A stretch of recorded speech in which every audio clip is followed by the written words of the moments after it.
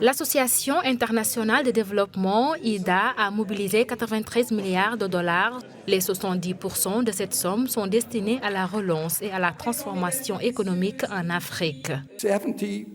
Les négociations ont abouti à un package de 93 milliards de dollars de financement, dont 23,5 milliards de dollars apportés sous contribution de bailleurs de fonds, à partir du paquet qui a été négocié. Les 70% seront consacrés à l'Afrique. Et pour la mise en œuvre de ces ressources, il y a beaucoup de travail qui devra être fait. Nous souhaiterions également discuter avec vous, selon vous, quelle est la meilleure utilisation stratégique que nous pouvons en faire pour optimiser l'avantage qu'en tirera le continent. Ce lancement des initiatives pour financer le développement de l'Afrique, notamment la relance économique post-Covid, vient dans un contexte marqué par l'irrédentisme religieux, l'insécurité alimentaire et la guerre en Ukraine. Alors, financer l'Afrique est pour le président en exercice de l'Union africaine l'aider à lutter contre la pauvreté et à restructurer son économie. Nos urgences et priorités sont assurément nombreuses.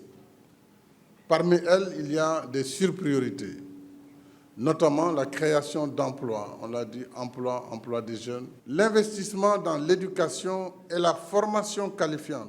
Mais l'autre priorité, c'est le renforcement des capacités de réponse aux crises alimentaires et sanitaires. Nous l'avons vécu ces 2 dernières années.